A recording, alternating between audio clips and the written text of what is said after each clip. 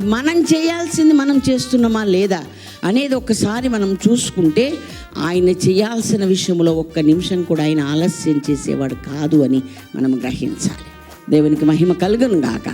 కాబట్టి అబ్రహామును మనము ధ్యానిస్తూ ఉంటే, ఆయనను గురించి ఆలోచించుకుంటూ ఉంటే ఎంతో సంతోషకరమైన ఆశ్చర్యకరమైన సంగతులు మనకు తనను కాదని వెళ్ళిపోయిన వారి సహితము మేలు చేసే, శత్రువు నుండి విడిపించి పోగొట్టుకున్నది సమస్తం తిరిగి తెచ్చిచ్చే ఒక మంచి బుద్ధి ఉంది ఎవరికి అంటే అబ్రహాము.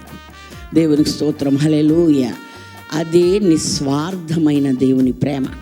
దేవునికి మహిమ కలుగును గాక.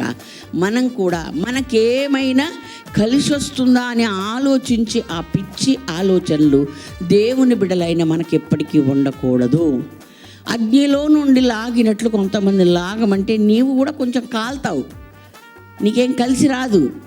అందుకని నీకు కలిసి రాదు కాబట్టి నా బట్టలు కాలితే నా చెయ్యి కాలుతుందని నువ్వు మానేస్తే నువ్వు దేవుని బిడ్డవు కావు.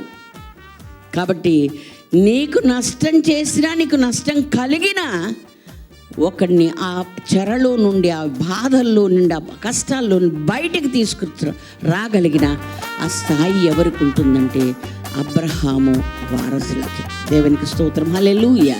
అబ్రహాం మా తండ్రి అని మనం చెప్పుకోవడం కాదు, మనము అబ్రహాము చేసిన క్రియలే చేయాలని వాక్యం మనకు బోధిస్తూ ఉంది.